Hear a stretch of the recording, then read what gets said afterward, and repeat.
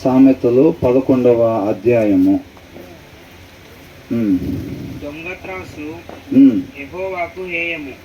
ఏంటంట? దొంగ త్రాసు మనకెందుకు చెప్పారు? మనం కూడా ఆయన పోలి జీవించాలి కాబట్టి మనం ఏం చేయాలి? దొంగ త్రాసు, అన్యాయం, మోసం పంచంరా అంటే ఏం చేస్తున్నారు? అబ్రహాం పంపకాలు పంచుతున్నామా? ముందు కట్ చేసి పెద్ద పీస్ తీసి మనం పక్కన ప్లేట్లో పెట్టుకుంటాం ఫస్ట్, అవునా? తర్వాత మిగతా అన్నీ తీసుకెళ్తాం అందరి దగ్గరికి. పెద్దది మాత్రం ఆల్రెడీ పక్కన ఉంటుంది, అవునా కదా? అబ్రహాం ఎలా పంచాడు? అబ్రహాము లోతు ఇద్దరికి వాళ్ళ మందలు మేపే వాళ్ళకి గొడవలు అయినప్పుడు మనందరం బహు ఆస్తి కలిగిన వాళ్ళం కాబట్టి మన ఇద్దరం ఒక దగ్గర ఉండటానికి కుదరట్లేదు కాబట్టి మన ఇద్దరం కూడా చెరొక ప్లేసు తీసుకొని అలా ఇబ్బందులు లేకుండా తగాదాలు లేకుండా మన మనుషులకి ఉందామని అనుకున్నాడు. అప్పుడు ఏమన్నాడు లోతుతో? ఈ స్థలం మొత్తం నీ ముందు ఉంది, నీకేం కావాలో ఫస్ట్ తీసుకో అన్నాడు. నీకే ప్రదేశం కావాలో ఫస్ట్ నువ్వు తీసుకో, తర్వాత మిగతా ప్రదేశంలో నేనుంటా, అవునా? అది ఆ మాట అన్నప్పుడే ఆ మిగిలిన ప్రదేశమే అబ్రహాంకి ఆశీర్వాదకరంగా దేవుడు నడిపిస్తాడంతే. అదే ప్లేస్లో మనం ఉంటే లోతు అంతా అక్కడ నీళ్లు, పచ్చని చెట్లు, నీళ్లు ఇవన్నీ ఉంటే దాన్ని చూసి వెళ్ళి అక్కడ కోరుకున్నాడు. నేను అక్కడికి వెళ్తాను, నా నీళ్ళు దగ్గరికి అని అనుకున్నాడు. సరే వెళ్ళమని చెప్పాడు అబ్రహాం, అవునా? మన పంపకాలు ఎలా ఉంటాయి? ఇప్పుడు పిల్లడికి భోజనం పెట్టేటప్పుడు పక్కింటి బాబు వచ్చాడు అనుకో, 4 ముద్దలు వీడికి, 1 ముద్ద పక్కింటి అబ్బాయికి, అవునా? ఇక ఆ రోజు నాన్ వెజ్ అనుకో, మొక్కలన్నీ వీడికి, పులుసుతో వాళ్ళకి. ఎందుకంటే వాడి ఇంటికి పోయి ఏందన్నా ఏం చేసావంటే ఆమె తిన్నాను అంటాడు, అవునా? చెప్తాడు వాడు, ఎట్లా చెప్తాడు అని చెప్పి ఏం చెప్తారు వాడికి మాత్రం. చూసిన జనాల దగ్గర ఎలా ఉంటుంది? అన్నం పెట్టినట్టే ఉంటుంది. ఎలా పెట్టాము, అవునా? ఆయన చూడ్డా? ఇంటి పక్కన వాళ్ళకి ఎప్పుడు ఇచ్చేది అన్నం? 1 గంటలో పాడైపోయిద్ది అన్నప్పుడు. ఎప్పుడు? 1 గంటలో. తాజా మొత్తం మనకి 1 గంటలో పాడైపోయిద్ది.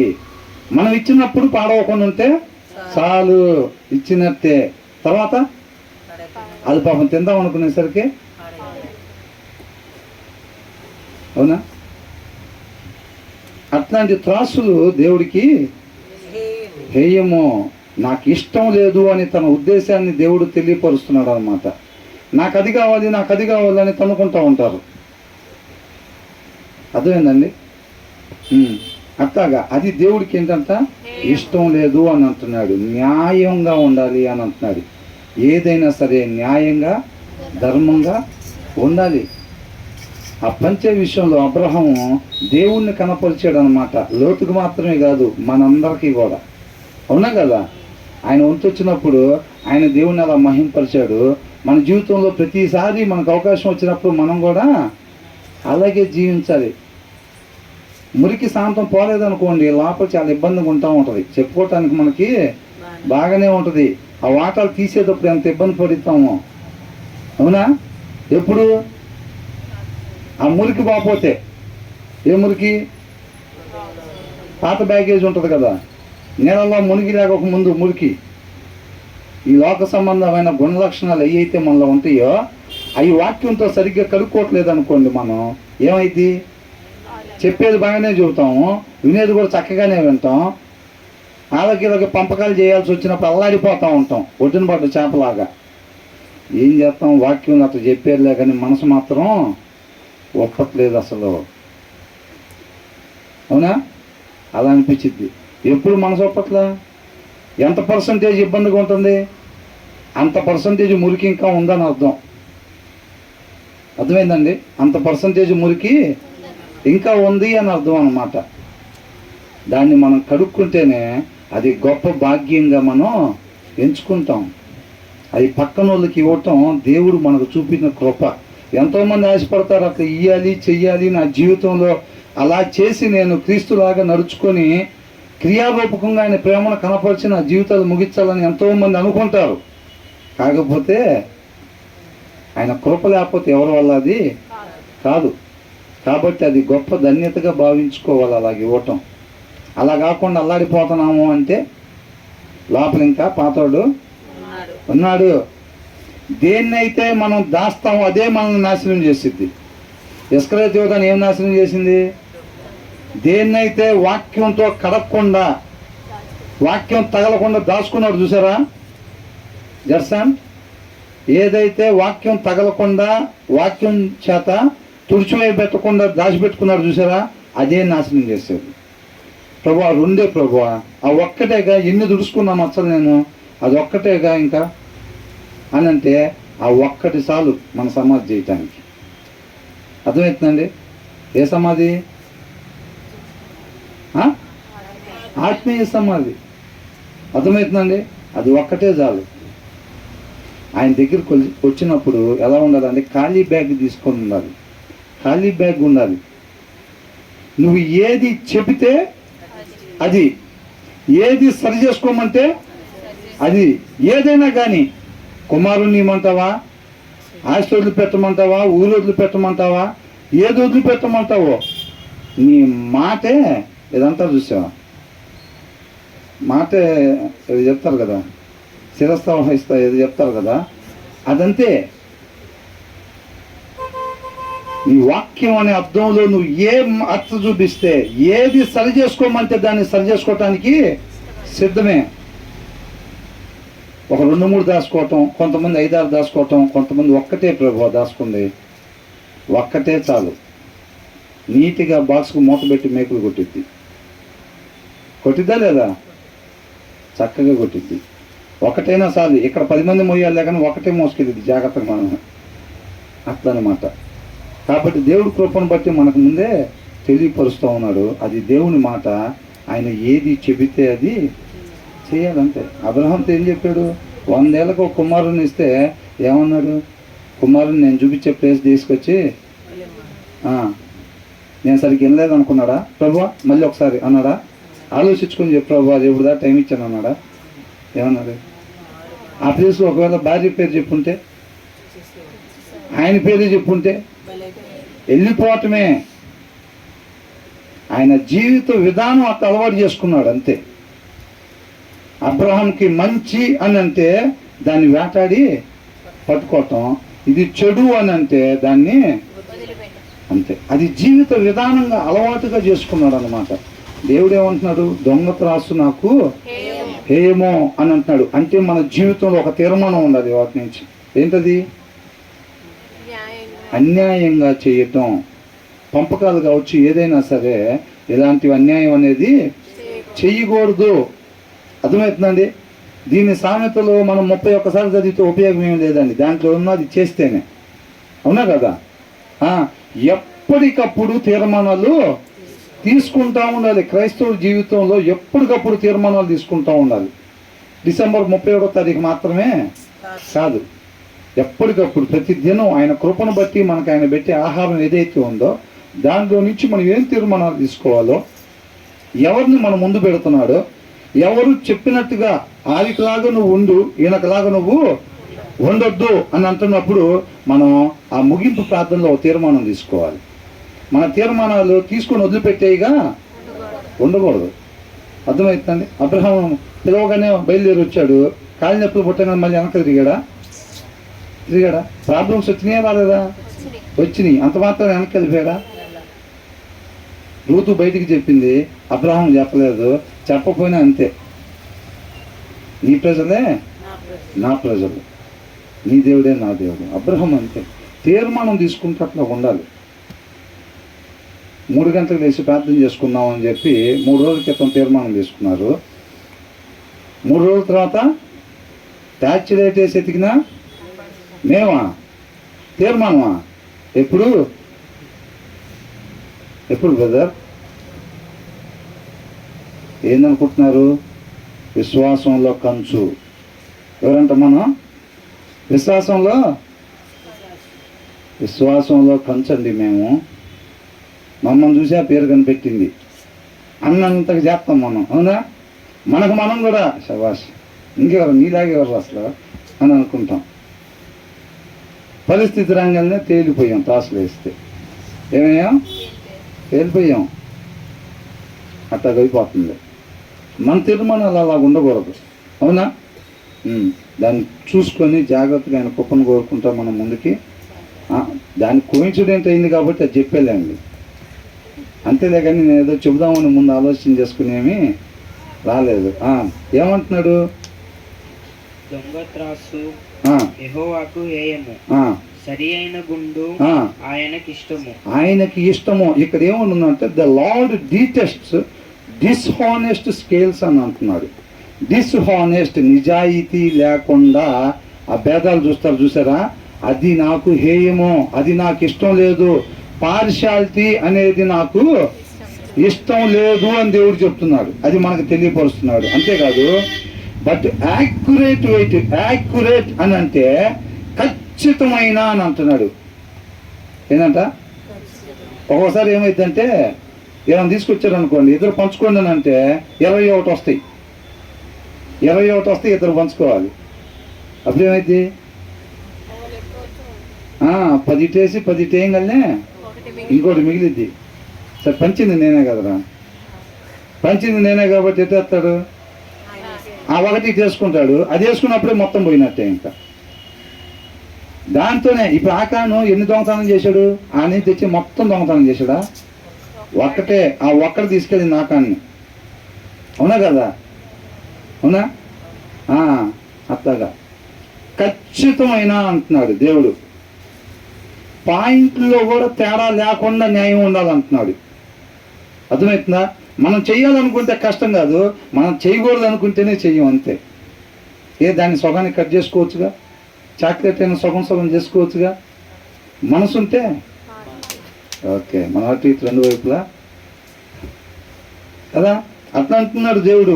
బట్ యాక్యురేట్ వెయిట్, ఖచ్చితమైన న్యాయం అంటున్నాడు. Weight find favour with him అని అంటున్నాడు. దేవుని యొక్క దయ మన మీద ఉండాలంటే ఖచ్చితమైన న్యాయమైన తీర్పులు ఉండాలంట. అర్థమవుతుందండి? దానివల్ల ఏమొచ్చిందంట? మనకి దేవుని దయ వచ్చిందంట. దేవుని దయ మనం పొందుకోవాలంటే ఏం చేయాలంట? న్యాయమైన తీర్పులు, ఖచ్చితమైన తీర్పులు ఉండాలన్నమాట. పార్షాలిటీ ఏమాత్రం కూడా ఉండకూడదు, అంతే.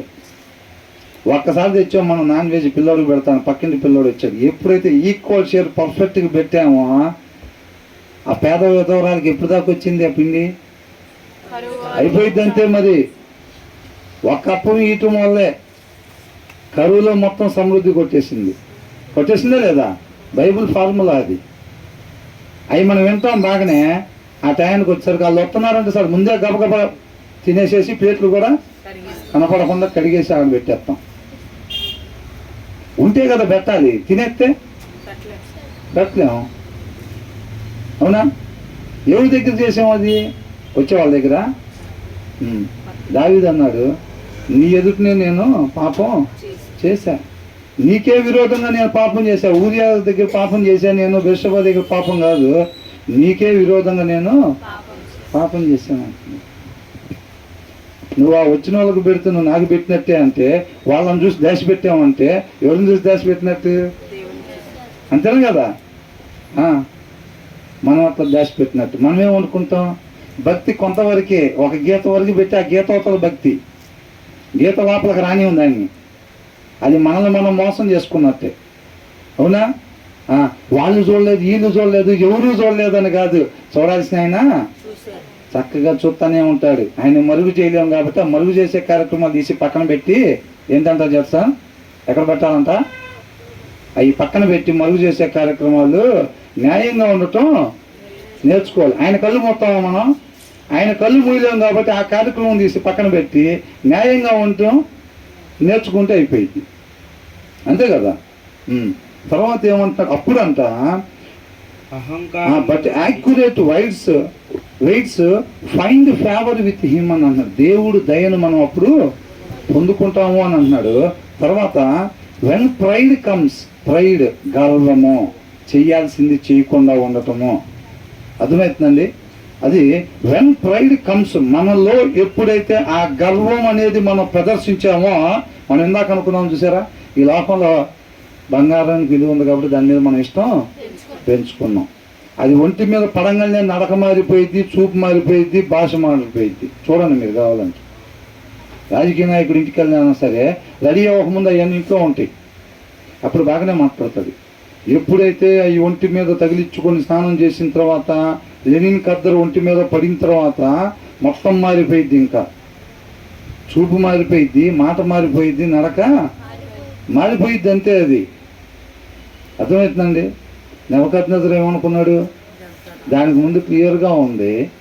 వాళ్ళు చెప్పిన మాట వినకపోవటం వల్ల నెబుకద్నెజరుని పిలిచి దేవుడు నెబుకద్నెజరుకి కప్పగిచ్చాడు అని ఉంది. ఆయన ఏముంది అక్కడ? ఏమనుందా? ఏమీ లేదు నెబుకద్నెజరుది. కానీ ఒకరోజు ఏమనుకున్నాడు? ఒకరోజు ఆ కోట దగ్గర బయటకు వచ్చి, ఇదంతా నా ఘనత కొరకు నేను కట్టించుకుంది కాదా అనుకున్నాడంట. అనుకోగానే ఏమైంది? వెన్ ప్రైడ్ కమ్స్, ఆ గర్వం, అహంకారం, అవును మేమే విశ్వాసంలో, మేమే ఆత్మీయతలో మీకన్నా ఎక్కువ, అవును నేనే నీకన్నా బాగా పాటలు పాడతాను, అవును నేనే బాగా ప్రార్థన చేస్తాను, అవును చదువుతాను వాక్యం, అవును చెప్తాను వాక్యం, అవును పాస్టర్ గారికి నేనే బాగా తెలుసు, ఇవన్నీ ఉంటాయి కదా. ఆ ఎప్పుడైతే అది వచ్చిందో, వెన్ ప్రైడ్ కమ్స్, ఏమంటున్నాడు తర్వాత? దెన్ కమ్స్ డిస్గ్రేస్ అని అంటున్నాడు. డిస్గ్రేస్ అంటే అవమానము. ఏంటంట? అవమానం వచ్చిందంటే ఎప్పుడైతే మనం అహంకారం, గర్వం అనేది మన దగ్గర నుంచి బయలుపరుస్తామో, అది ఆటోమేటిక్గా ఏం తీసుకొచ్చిద్దంట? అవమానాన్ని తీసుకొచ్చిద్దంట. సిగ్గుపడేటట్టుగా చేసిద్ది అనమాట మనల్ని. అర్థమవుతుందండి? సిగ్గుపడేటట్టుగా చేసిద్ది. వీళ్ళు అనుకుంటారు అవతలని సిగ్గుపరిచాం మనం. అవునా? మన అహంకారం, మన గర్వం చూపించి మేము పెద్దవాళ్ళం, అవును ఉంది మా కాడ డబ్బు, ఏంది ఇప్పుడు, అవును మా ఎక్కువ కుటుంబాలు, ఏం చేస్తావు నువ్వు, ఇవన్నీ ఉంటాయి కదా. ఎప్పుడైతే వాటిని చూసుకొని మనం అట్లా ఉన్నామో, ఆటోమేటిక్గా దాని వెనకాల ఏమొచ్చిందంట? అవమానం వచ్చేసిద్ది, అంతే. మనకి ఎప్పుడు కూడా అవమానం రాకుండా ఉండాలంటే మనం ఏం చేయాలి? ఈ గర్వం అనేది మనలో ఎప్పుడు కూడా రాకుండా చూసుకోవాలి. కళ్ళు ఉండాల్సిన ప్లేస్ కన్నా కొద్దిగా కూడా పైకి పోకుండా చూసుకోవాలి మనం. అర్థమవుతుందండి? అవునా? కొంతమందికి ఇల్లు కొనంగానే ఏమైంది? టక్ మనం వెళ్ళిపోతాయి ఇక్కడికి, కారు కొనంగానే వెళ్ళిపోతాయి. జీవబుడమ్ము పక్కన చూసిందా లేదా? కారు బయట తీసుకొచ్చి పెట్టాం కదా. ఏంటంట? కారు కొనుక్కొచ్చి లోపలికి పోయి ప్రార్థన చేసి దేవానికి స్తోత్రం అంటాం కాదు, పక్కన చూసిందా లేదా, అల్లాడిపోవాలి చూస్తే. అప్పుడే మనశ్శాంతి. 15 లక్షలకు అప్పుడే మనకి న్యాయం జరిగినట్టుగా. ఎప్పుడు అలా అల్లాడిపోతుంటే ఇంటి నిండా వాక్యాలే. మళ్ళీ ఏమని అంట? ఈ కారు కొన్నాం, ఇంట్లో ఏమని? ఇంటి నిండా వాక్యాలే. లోపల ఎవరు లేరు? వాక్యం లేదు, దేవుడు లేడు లోపల. దేవుడు లేడు. చీకటిని చక్కగా కనపరుస్తున్నారు. అవునా కదా? ఏం నేర్చుకోవాలి? ఏమైనా చూసిన వాళ్ళు అదేగా, అదే నేర్పిస్తారు. తర్వాత ఏమంటున్నాడు? When pride comes then comes disgrace అంటున్నాడు. But with humility comes wisdom. వినయత, వినయంగా ఉంటారు చూసారండి. ఎవరైతే వాళ్ళని హెచ్చించుకుంటారు చూసారా, గర్వం, అహంకారం, అవును మాకుంది, అవును నాకు బలం ఉంది, అవును మేము పెద్దవాళ్ళమే, అవును నేను ఏదైనా చేయగలుగుతా అంటారు చూసారా, వాళ్ళని దేవుడు ఏం చేస్తాడంట? తగ్గిస్తాడంట. నేల మట్టుకు తగ్గిస్తాడంట. నెబుకద్నెజరు ఇది నా ఘనత కొరకనంగా ఏం చేశాడు? గడ్డి. ఇక అంతకన్నా తక్కువకి ఏమైనా ఉంటుందా? ఇంకేం లేదు. మళ్ళీ ఎప్పుడైతే తెలుసుకోవాల్సింది తెలుసుకున్నాడో, అప్పుడు ఇమీడియట్గా పోగొట్టుకున్న స్థానాన్ని మళ్ళా ఇచ్చాడు దేవుడు. ఇచ్చాడా లేదా? ఎంతమంది నమ్ముతున్నారు ఇట్లా జరిగిద్దని? ఆ బ్రదర్, అది స్టోరీ బ్రదర్, అది వాక్యంలో ఇలాంటి స్టోరీలు రాస్తూ ఉంటారు బ్రదర్. స్టోరీలేనా? మనం కూడా గర్వం చూపిస్తే అవమానం వచ్చిద్దా మనకు కూడా? ఇప్పుడు కూడా ఇన్ని సంవత్సరాల తర్వాత ఇప్పుడు కూడా వచ్చిద్దా? వచ్చిద్ది. అవునా కదా? ఏమంటున్నాడు? వినయత అంటే మనల్ని మనం ఏం చేయాలంట? తగ్గించుకోవాలంట. మనల్ని మనం ఏం చేయాలి? తగ్గించుకోవాలి. యేసయ్య అంతటి వాడు, అంతటి వాడు. అవునా? అంతటి వాడు అంటే ఇంతే కాదు, అంతకన్నా చెయ్యి ఎత్తలేను కాబట్టి అట్లా చెప్పాను అంతే. అంతటి వాడు ఎంతలాగా తగ్గించుకున్నాడు? వేరే వాళ్ళ కాళ్ళు పట్టుకోవటం అంటే అంతకన్నా తక్కువ లేదు ఈ లోకంలో. అలాంటిది ఏం చేశాడు? వాళ్ళ కాళ్ళు చాపమని చెప్పి వాళ్ళ కాళ్ళు కడిగాడు. అంతగా తగ్గించుకున్నాడు. మనోళ్ళు ఏం చేస్తున్నారంటే దాని సారాంశం తీసి పక్కన పెట్టి ఒకళ్ళ పాస్టర్ గారు ఒకళ్ళ కాళ్ళు కడుక్కుంటున్నారు. ఏం చేస్తున్నారు? ఈ చర్చి పాస్టర్ గారు ఆమెను పిలిచారంటే కోటాలకి వరుసనే కూర్చోబెడతాం, ఇన్ సబ్బో లేకపోతే లైబాయ్ సబ్బో తెచ్చుకోవటం, కడగటమే. ఇంకా వేసి ఉంటారు మార్కులు, అక్కడ ఏమీ వేయరు. మాస్టర్ గారు కడిగినా బిషప్ గారు కడిగినా ఏమి వేయరు. అర్థమవుతుందండి? అది సారాంశం పట్టుకోవాలి. మనం అంతగా తగ్గించుకోవాలి అని అంటున్నాడు. ప్రభా ఇక నువ్వు కూర్చో, నీ కాళ్ళు మేము కడుగుతాం అంటే ఏమన్నాడు? మీరే నా కాళ్ళు అలాగా కడగవసరం లేదు, మిగతా వాళ్ళే కాళ్ళు కడగాలని అంటున్నాడు. మిగతా వాళ్ళ కాళ్ళు కడగటం అంటే ఒకరు ఎప్పుడైతే అవతల వాళ్ళ కాళ్ళు కడుగుతున్నారో ఈ కడిగే ఆయన కన్నా కడిగించుకున్న వాళ్ళు యోగ్యత కలగాళ్ళు అని ఎంచుకోవటం అన్నమాట. అర్థమవుతుందండి? దేవుడు ఏమని చెప్పాడు? నీకన్నే నీ పొరుగు వారిని యోగ్యులుగా ఎంచుకోమని అంటున్నాడు. అర్థమవుతుందండి? అది ఆయన మాదిరి కనపరిచాడు. మనం కూడా ఆ ప్రకారంగా ముందుకి వెళ్ళాలి. అంతే. అంతగా మనల్ని మనం తగ్గించుకోవాలి. ఎప్పుడైనా ఆచారాన్ని కాదండి, మనం సారాంశాన్ని పట్టుకోవాలన్నమాట. కాబట్టి మనల్ని మనం అంతగా తగ్గించుకోవాలి. అంతగా తగ్గించుకున్నప్పుడు మనం ఎవరిని కనపరుస్తున్నట్టు? క్రీస్తుని కనపరుస్తున్నట్టు అన్నమాట. మనల్ని హెచ్చించుకుంటే ఎవరిని కనపరుస్తున్నట్టు? అపవాదిని. అపవాది ఏమంటున్నాడు? ఇచ్చిన స్థానం చాలక ఆ ప్లేస్ కావాలంటున్నాడు. ఏ ప్లేస్ అంట? దేవుడి సింహాసనం. ఆ ప్లేస్ కావాలని అంటున్నాడు. తృప్తి లేదు. అర్థమవుతుందండి? దేవుడు మనకిచ్చిన స్థితిలో చక్కగా తృప్తిపడి ఆయనకి కృతజ్ఞతాస్తుతులు చెప్పేవాడుగా ఉండాలి మనం. అవునా? కాబట్టి మనం ఈ 2వ వచనం నుంచి ఏమి నేర్చుకున్నాం? మొదటి వచనంలో ఏమి నేర్చుకున్నాం? దేవుడు దయ మనం పొందుకోవాలి అని అంటే ప్రతి విషయంలో కూడా మనం ఎలా ఉండాలి? ఖచ్చితమైన న్యాయం ఉండాలంట. 10లో 4 ఇచ్చానంత ఇచ్చినట్టే కదండి. 3 ఇచ్చానంట. అసలు ఇవ్వాల్సిన ఇదే ఉంది. రూల్ ఏమైనా ఉందా? రూల్ ఏమైనా లేదుగా. అయినా సరే ఇస్తున్నా కదా ఇట్లాగా అని అవసరతను బట్టి. అర్థమవుతుందండి? దేవుడు ఒక మాట అన్నాడు. ఏమన్నాడు? నేను ఆకలిగా ఉంటే నువ్వు అన్నం పెట్టేవన్నాడు. ఎప్పుడు అని అంటే నీ చుట్టూ అల్పులుగా ఉన్న వాళ్ళకి ఎవరికైతే నువ్వు అన్నం పెట్టే వాళ్ళకి. వీళ్ళు ఏం చేస్తారంటే వాళ్ళకి ఇలా పెట్టమన్నారు కదా అని చెప్పి ఈ కోటీశ్వరుడు ఆ కోటీశ్వరుడికి అయ్యి ఇచ్చుకుంటూ ఉంటాడు. పుట్టినరోజుకి ఆ కోటీశ్వరుడు కూడా ఏం చేస్తాడు? మా అబ్బాయి పుట్టినరోజుకి బెంజ్ ఇచ్చాడు, నేను ఆ అబ్బాయి పుట్టినరోజు BMW సెట్ అయిపోయింది. వాక్యంలో ఉన్న దాని ప్రకారంగా మేము వాళ్ళకి వీళ్ళకి ఇచ్చాం కాబట్టి నిత్య జీవమే మాకు వచ్చిద్దా? ఎవరికి ఇమ్మన్నారు? సమృద్ధి కలిగినోడికి కాదు. నీ చుట్టూ ఉండే అలుపులు ఎవరైతే ఉన్నారో, అర్హులు ఎవరైతే ఉన్నారో, అవసరతలు ఎవరైతే ఉన్నారో వాళ్ళకి ఇస్తే నాకు ఇచ్చినట్టు అన్నాడు. సమృద్ధి కలిగిన వాళ్ళు మీరు పంచుకొని లాజిక్ అక్కడ అప్లై చేసుకోమని కాదు. అర్థమైందండి? కొంతమంది ఏం చేస్తారు? పేదవాళ్ళని పిలుస్తాం భోజనానికి. మనం పేదవాళ్ళని పిల్లవం భోజనానికి. పెద్ద వాళ్ళని ఆల్రెడీ డబ్బులు ఉన్న వాళ్ళని మనం పిలిస్తే కనీసం కారు వేసుకురావాలి. వాళ్ళు ఏంది? మనం పిలిస్తే కనీసం కారు వేసుకురావాలి. కొంతమంది పిలుస్తారు. ఎందుకు? ఆ నలుగురిని పిలిస్తే ఆ నలుగురు కారు వేసుకుని వస్తారు. వర్షం పడుతుందా? ఆ నలుగురిని పిలిస్తే ఏమైంది? 4 కార్లు వచ్చి ఇంటి ముందు ఆగుతాయి. అదే ఈ లైన్లో వాళ్ళని పిలిచామనుకోండి ఏమైంది? వాళ్ళు నడుచుకుంటూ వస్తారు. వీళ్ళకి తెలిసిన వాళ్ళు, వీళ్ళకి సంబంధించిన వీళ్ళ సరిపోయినదే అనుకుంటారేమో అని చెప్పి పెద్దోళ్ళని గొప్ప వాళ్ళని పిలుచుకుంటాం. వాళ్ళు తలతలలాడిపోయే బంగారం పట్టు చీరలు కట్టుకొచ్చి మన ఇంటికాడ ఆడావుడి చేస్తే వాళ్ళు వెళ్ళిపోయిన తర్వాత మన చుట్టుపక్కల అందరూ ధూమ్ధామ్గా చేశారుగా.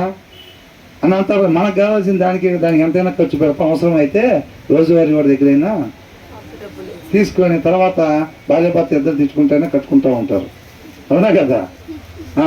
అట్లా ఉండిద్ది. కాబట్టి మనకు అట్లా కాదంట, తగ్గించుకొని ఫస్ట్ దాంట్లో ఖచ్చితమైన న్యాయం ఉండాలి. రెండో దాంట్లో ఏమంటున్నాడు, గర్వం కానీ మనకు వచ్చిందంటే దాని వెనకాల ఏమొచ్చిందంట, అవమానం వచ్చిందంట. But with humility comes wisdom అని అంటున్నాడు. మనం వినయము కలిగి ఉంటే, మనల్ని మనం తగ్గించుకుని ఉంటే మనకి ఏమొచ్చిందంట, జ్ఞానం వచ్చిందంట. అర్థమవుతుందండి? ఆ జ్ఞానం ఎక్కడికి తీసుకెళ్ళింది, నిత్య జీవానికి నడిపించింది అది. అవునా? కాబట్టి మనం ఎలా ఉండాలి, గర్వంగా ఉండాలా లేకపోతే వినయంగా ఉండాలా? వినయంగా ఉండాలి. మొదటి దాంట్లో ఒక తీర్మానం తీసుకోవాలి, రెండో దాంట్లో కూడా ఒక తీర్మానం తీసుకోవాలి. తర్వాత మూడోది ఏమంటున్నాడు, the integrity of the upright guides them అని అంటున్నారు. ద ఇంటిగ్రిటీ, నిజాయితీ. ఎవరైతే యథార్థంగా ఉండే వాళ్ళ నిజాయితీ ఉంటుందో చూసారండి, అది వాళ్ళకి నిత్య జీవానికి మార్గం అంట చూపిస్తూ ఉండిద్ది అనమాట. గైడెన్స్ ఇచ్చింది. ప్రభా నాకు ఆ మార్గంలో ఎలాగెళ్ళాలో నాయన తెలియజేయి ప్రభా, తెలియజేయి. ఎలాగొచ్చిందంట, నువ్వు నిజాయితీగా ఉండాలంట. నువ్వు నిజాయితీగా ఉన్నప్పుడు అది ఏం చేసిద్దంటే మనకు మార్గాన్ని చూపించిద్ది అని అంటున్నాడు. యథార్థంగా ఉండాలి అని అంటున్నాడు. The integrity of the upright, యథార్థవంతుడుకుంటే నిజాయితీ అని అంట ఆయన మార్గంలో నడిపించిద్ది అని అంటున్నాడు. తర్వాత ఏమంటున్నాడు, బట్ ద అన్ఫెయిత్ఫుల్ అంటే విశ్వాసం లేకుండా ఉంటారు చూసారా, are destroyed by their duplicity అని అంటున్నాడు. డూప్లిసిటీ అంటే ఏంది, మొన్న అనుకున్నాం చూసారా, లోపల ఒకటి బయట ఒకటి. వాడు కాదు, నీకు కనపడేవాడు నీకు బయట ఒకరిని పెట్టి ఆడిస్తున్నారు చూసారా, బయట ఒకరిని చూపెడతాం మనం, ముందు బొమ్మ మాస్కులు పెట్టుకుంటారు చూసారా, అటువంటి జీవితాలు. బయట జనాలకు ఒకరిని చూపిస్తూ ఉంటాం, లోపల ఇంకొకడు ఉంటాడు అన్నమాట.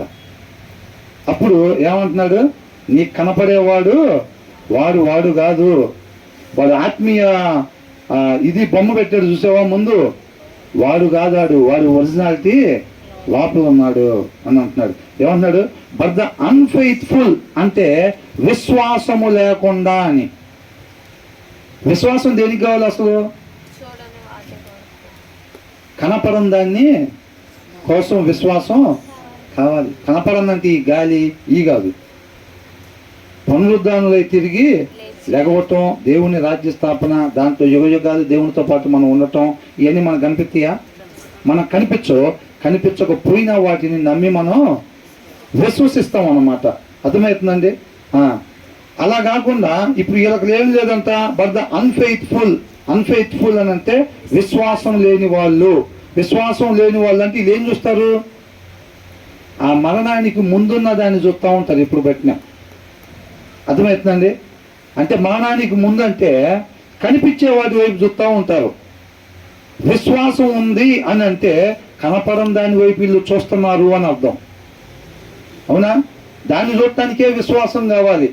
విశ్వాసం లేదు అని అంటే వీళ్ళు దేన్ని చూస్తారు, కనపడే వాటిని చూస్తూ ఉంటారు. అంటే ఈ లోకంలో కనపడతాయి చూసారండి, పేరు, డబ్బు, హోదా, ఆరోగ్యం, వీటిని చూస్తూ ఉంటారు అన్నమాట వీళ్ళు. అలాగే కనపడే దానికోసం విశ్వాసం అవసరం లేదు. కాబట్టి ఇక్కడ ఏమంటున్నాడు, but the unfaithful are destroyed by their duplicity. విశ్వాసం లేకపోతే, మరణం తర్వాత జరిగే దాని వైపు మాత్రమే మన చూపు లేకపోతే, దేని వైపు అంట, మరణం తర్వాత జరిగిద్ది చూసారా, దాని వైపు మాత్రమే మన చూపు ఉండాలి. ఒక కన్ను అటు, ఒక కన్ను ఇటు కాదు. అర్థమవుతుందండి? ఒక కన్ను అటు, ఒక కన్ను ఇటు కాదు. అసలు విశ్వాసికి ఇటువైపు కళ్ళు అనేవి ఉండకూడదు. మనం అటువైపు పైన వాటిని మాత్రమే వెతుకుడి అని ఉంది. అవునా లేదా?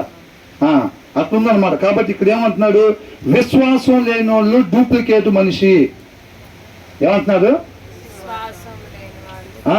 డూప్లికేట్ మనిషి. వాళ్ళు బయటికి ఏం చేస్తారు, ఆ కనపడే దాని వైపే వాళ్ళ చూపు ఉండిద్ది. కాకపోతే ఆ ఫ్రంట్ జనానికి మాత్రం ఆ చనిపోయిన తర్వాత ఉంటుంది చూసారా, వాళ్ళు ఎలా బిహేవ్ చేస్తారో, వాళ్ళు ఎలా నడుస్తారో, వాళ్ళు ఎలా మాట్లాడతారో, వాళ్ళు ఎలా చూస్తారో, అలాగా ఫ్రంట్ సైడ్ జనానికి అట్లా కనపరుస్తూ ఉంటారు అన్నమాట. ఎవరు? విశ్వాసం లేని వాళ్ళు. ఈ లోకంలో ఉన్న దాని వైపు చూస్తూ ఉంటారు చూసారా, వాళ్ళంతా but the unfaithful are destroyed అని అంటే నశించిపోతారు అని. అట్లా ఎవరైతే విశ్వాసులు ఎట్లాగైతే కనపరుస్తారో లోపల విశ్వాసం లేకుండా ఈ కొంతకాలం ఉండిపోయే వాటి వైపు చూసుకుంటా విశ్వాసం ఉన్న వాళ్ళు ఉంటారు చూసారా, అట్లా ఎవరైతే ఎలివేషన్ ఇచ్చుకుంటా ఉంటారు చూసారా, వాళ్ళు నశించిపోతారు. ఎందుకోసం అని అంటే వాళ్ళు ప్రదర్శించిన డూప్లిసిటీని బట్టి, వాళ్ళలో విశ్వాసత లేని దాన్ని బట్టి అని అంటున్నాడు. అర్థమవుతుందండి? తర్వాత ఏమంటున్నాడు? Wealth is worthless. ఏంటంట? వెల్త్ అంటే సంపద, డబ్బు, బంగారం, వెండి, పట్టు చీరలు, విలువైనవి, ఈ మొత్తాన్ని కూడా ఏమంటారు? వెల్త్, సంపద. అర్థమవుతుందండి?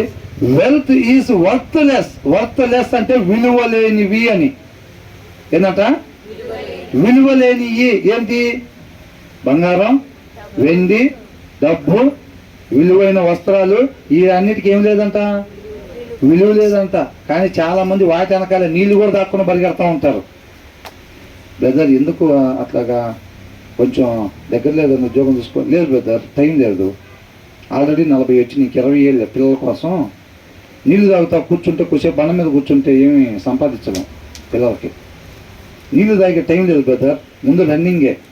దేని వెనకాల? డబ్బు వెనకాల, బంగ్లాల వెనకాల, కార్లు వెనకాల, సుఖం వెనకాల. అవునా? దాని వెనకాల రన్నింగేనంట. జ్ఞానం లేని చేసే పని అది. ఇక్కడ ఏమంటున్నాడు? వెల్త్ ఈస్, ఏమంటున్నారు? Wealth is worthless. ఆ సంపద విలువలేంది. ఎప్పుడు? In the day of wrath అంట, ఉగ్రత దినం ఉందంట, అది విలువలేంది. నలుగురులో ముగ్గురు ఎత్తబడి మనం అక్కడ ఉంటే 150 కోట్లున్నా సరే అది మన అంగుళం కూడా పైకి లేపలేదు. ఏంటంట? ముగ్గురు ఎత్తబడ్డారు, నేను ఒక్కనే ఉన్నా, నా ఆస్తి మొత్తం తీసుకొచ్చి ఖాతాలో పెట్టండి అని అంటే 150 కోట్లు కాదు, 1500 కోట్లు కాదు, 1,50,000 కోట్లు కాదు, ఒక అంగుళం కూడా భూమి మీద నుంచి మనం పైకి లేపలేవయి. వాటి విలువ ఆ రోజు తెలిసింది. మనంతలో మనమే కాలుతుందని నీ కోసం నా జీవితం మొత్తం పెట్టాను అనుకుంటా. ఏం చేస్తారు? వస్త్రాలు, బంగారం మొత్తం తీసుకురండి, మొత్తం తీసుకొచ్చి ఖాతాలో పెట్టండి. అయ్యో పక్కన పెడితే రెండో పక్కన నేను పైకి లేచి నిత్య జీవనికి వెళ్ళాలి. ఎగుతారా? అది ఎప్పుడైతే అంగుళం కూడా లేపలేకపోయినాయో అప్పుడే అటు విలువ తెలిసింది. అయ్యో జ్ఞానం లేను నీ ఈటెనకాల పరిగెత్తి దేవుడు కృపను బట్టి నాకు ఇచ్చిన ఆయుష్ అంతా దీనికోసం ఖర్చు పెట్టాను, ఈ మట్టి కోసం అని ఎవరు చెబుతారు? ఎవరో చుట్టూ ఉన్న వాళ్ళు కాదు, ఎవరైతే దాన్ని వెనక పరిగెత్తారో వాళ్ళే చెబుతారు ఆ మాట. వాళ్ళే కాలుతో అంటారు దాన్ని. నీ వల్ల నాశనం అయింది, అసలు నీ వైపు చూడటం వల్ల నా జీవితం నాశనమైందంట. ఏం ప్రయోజనం? తర్వాత నూనె కొనుక్కొచ్చుకున్నారు, ప్రభా అని తలుపు కొడుతున్నారంట. ఒక్క అవకాశం ఇవ్వు ప్రభువా, ఒక్క అవకాశం ఇవ్వు అని అంటారు. నీకన్నా ముందు అడిగిన చాలా మంది అది దారుణం పడి వెళ్తున్నారు, నువ్వు కూడా వెళ్ళి అంటారు. ఎక్కడికి? అవునా? మరి అట్లా ఉండిద్ది. కాబట్టి అది అంటున్నాడు, wealth is worthless in the day of wrath but righteousness delivers from death అని అంటున్నాడు. ఏంటంట? నీతి మరణం నుండి రక్షించిద్ది. అంటే కొంతకాలం ఉండి ఇక చనిపోవటం కాదు. పునరుద్ధానుడై తిరిగి లేచిన క్రీస్తు వలె మనం కూడా పునరుద్ధానుడై తిరిగి లేచి తండ్రితో పాటు యుగ యుగాలు మనకి మరణం అనేది లేదు. ఆ మరణం లేకుండా ఉండాలంటే మనం ఎలా ఉండాలి? ఈ భూమి మీద ఉన్న ప్రతి మనిషి ఈ రెండిట్లో ఒకదాని వెనకాల పరిగెత్తాల్సిందే. అయితే సంపద, వెల్త్ పైన రాసుకుని చూసారా, లేదా నీతి, ఈ రెండిట్లో ఒకదాని వెనకాల ప్రతి మనిషి పరిగెత్తాల్సింది. డబ్బు కానీ, బంగారం కానీ, హోదా కానీ, ఆరోగ్యం, ప్రతిదీ కూడా ఆ సంపద కిందకే వస్తాయి. రెండోది నీతి. అవునా? దాని ముగింపు ఎలా ఉందంట? అది అక్కడికి రాదు. ఉగ్రత దినాన్ని అది మనల్ని రక్షించలేదు. దీని వెనకాల ఎవరైతే నీతి, ఉండాల్సిన రీతి, అవునా, వాక్యాన్ని అనుసరించటం, దేవుడి మాట ప్రకారంగా జీవించటం, అదేం తీసుకొచ్చిద్దంట? మరణాన్ని నుంచి విమోచించిద్ది, పోగొట్టుకున్న స్థితిని దయచేసిద్ది. కలుగుతుందా జ్ఞానం? కలుగుతుందా జ్ఞానం? అవునా? వ్యర్థంగా దాని వెనక దీని వెనక పరిగెత్తుకుంటా డబ్బు వెనకాల పోగేసుకొని ఇంటి పక్కన చూసి ఇంటి వెనకాల చూసి పోగేసుకుంటున్నాం అనుకోండి, రేపు అవన్నీ దేనికి అక్కడికి రావు, కొంతకాలం ఉండి పోయేదే. కాబట్టి నీతిని సంపాదించుకోవాలి, నీతిగా జీవించాలి. వాళ్ళకి నిత్య జీవం రివార్డుగా వచ్చిందంట, బహుమానంగా వచ్చిందంట. అర్థమవుతుందండి? సంపద వెనకాల పరిగెడితే ఏమొచ్చిందంట? అవి అక్కడికి రాలేదంట. కాబట్టి జ్ఞానం కలిగి ఉండి మనం వింటాం కాదు. ఈ కాంపౌండ్ దాటిన తర్వాత బయటకు వెళ్ళి ఈ వెల్త్ అనే దాని వెనకాల పరిగెత్తే జనాల మధ్యలో నీతి వెనకాల పరిగెడతా ఉండాలి మనం. అది అర్థమవుతుందా? ఈ సంపద, డబ్బు, హోదా, ఈ వస్త్రాలు, విలువైన వస్త్రాలు, వీటి వెనకాల జనం పరిగెడతా ఉంటే వాళ్ళ మధ్యలో ఉండి మనం ఏం చేయాలి? నీతి వెనకాల పరిగెడతా క్రీస్తుని కనపరుస్తూ ఉండాలి అందరికీ. అర్థమవుతుందా? వాడు మనలాగా పరిగెడుతున్నారు, వీడు మనలాగా పరిగెడుతున్నారు, ఆమె మనలాగా పరిగెడుతుంది, ఏమో మనలాగా పరిగెడుతుంది. కానీ వీళ్ళు మాత్రం మనలాగా కాదు పరిగెడుతుంది. వీళ్ళు వేరే దిక్కు పరిగెడుతున్నారు. అర్థమవుతుందండి? అది మనం కనపరచాలి. ఇక్కడ హల్లెలూయా, స్తోత్రం, ప్రైజ్ ది లార్డ్ అని చెప్పి గట్టి కేకలేసి బయటికి పోయి మనం కూడా పిడికిలు బిగించి గబగబా డబ్బులు వెనకాల పరిగెడుతున్నాం అనుకోండి, ఇక ఎందుకో బతుకు మనకి? అవునా కదా? ఏముండదు. ఈడ చెప్పింది, అరిసింది, ఒప్పుకున్నది కాదు. బయట జీవించింది దేవుడు పరిగణలోకి తీసుకుంటాడు. బయట జీవించింది పరిగణలోకి తీసుకుంటాడు. రేకులు లోపలుంటే ముసుగు, రేకులు బయటకు వచ్చానంటే మామూలుగా ఉండదు. ఏంటంట? కొప్పు కనపడకుండా ముసుకేయటం, రేకులు దాటానంటే మాత్రం ఇంకా కొప్పు ఊడిపోయిందే. ఇంకా ఏంటంట అనుకుంటారు, మనకు లోపల ఉన్నాం కాబట్టి లోపల కోటా కింద నిత్య జీవం వచ్చేసిద్ది, బయట కోటింగ్ ఇచ్చే దానికోసం మనం ఇక్కడ కూడా చక్రం తిప్పచ్చు అనుకుంటారు. ఏం లేదు, గిర్రని తిరుక్కుంటూ వెళ్ళిపోవటమే మంటల్లోకి. అవునా కదా? అవసరంలో మాట తిట్టామంటే ఎవరిని తిట్టినట్టు? మనం వాళ్ళని అవహేళన చేసామన్నట్టు. ఎవరిని చేసినట్టు? అపహాసకులారా, ఎంతకాలం మీరు అపహాస్యం చేస్తారంటున్నారు. చేయబడ్డ వాళ్ళు కాదు అపహాసకులు, చేసినోడు అంట. వాడి గుండ తీసాన్ని పడకూడదామని వీడు దాక్కుంటానంట. ఎవరి దగ్గర తీసామంటున్నాడు? దేవుడు ఆ దాక్కున్నామని భుజం తట్టి, ఏంది నీ ముందు నువ్వు గుంట తీసుకున్నావు అంటున్నాడు దేవుడు. అవునా? వీని అడిగితే ఉంటాడు, నా ముందు కాదు వాడి ముందు తీశాను అంటాడు. వాడి ముందు కాదు తీసింది, వాడికి నేనున్నాను తోడుగా అంటాడు. అది తోడుగా నేనున్నాను కాబట్టి వాడు నా మీద నుంచి నిత్య జీవానికి వెళ్తాడు, నువ్వు మాత్రం తీసిన గుంటలో నువ్వు పడతావని అంటాడు. అవునా కదా? కాబట్టి విడిచిపెట్టడం కాదండి, 3 అధ్యాయాలు చదువుకోవటం కాదు, 4 వచనాలు చదువుకున్నా సరే ఆ 4 మన జీవితంలో ఉండిపోవాలి. ఎప్పుడు దాకా? అంతం వరకు అంతే. అవునా? వెల్త్ వెనకాల పరిగెట్టడం కాదు, నీతి వెనకాల మనం పరిగెట్టాలి. నీతి వెనకాల మనం పరిగెట్టాలి. But righteousness delivers from death అని అంటున్నాడు. తర్వాత ఏమంటున్నాడు?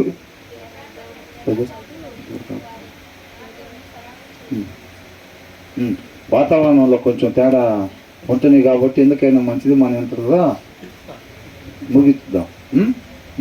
దేవుడికే మహిమ కలుగును గాక.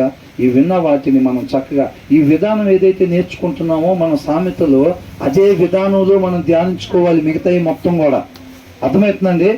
అదే విధానంలో మనం ధ్యానించుకొని ప్రతిదీ ఏ వచనంలో ఏం అండర్లైన్ చేసుకొని దాని ప్రకారం మనం ఉంటే మనకి ఏం వచ్చిద్ది, మనం ఎలా ఉంటే ఏం వచ్చిద్ది. ఉండాల్సిన దాన్ని తీసి పక్కన పెట్టి మనం అండర్లైన్ చేసుకోకుండా దాన్ని అనుసరించకుండా రావాల్సిన వాటిని ఒకటే పదే ప్రార్థనలో జపిస్తూ ఉంటే ఏమీ రావు. అర్థమవుతుందండి. ఆయన దయ కావాలి అని అంటే ఖచ్చితమైన న్యాయం ఉండాలి అని అంటున్నాడు. అంతే తప్ప మన ఖచ్చితమైన న్యాయము తీర్పులు ఖచ్చితంగా లేకుండా మనం దయ చూపించు ప్రభు అని ప్రార్థన చేస్తా పాటలు పాడుకుంటా దయకు సంబంధించిన పాటలు ఎత్తుకొని ఊరికే పాడుతూ ఉన్నాం అనుకోండి, అయినా దయ ఎంత కూడా రాదు. అవునా? కాబట్టి మనం అది నేర్చుకోవాలి. ఆయనగా మనం తెలుసుకోవాలి. అబ్రహాం వెంబడించినట్టుగా దేవుడిని మనం వెంబడించాలి. అర్థమవుతుందండి. దేవుడికి మహిమ కలుగును.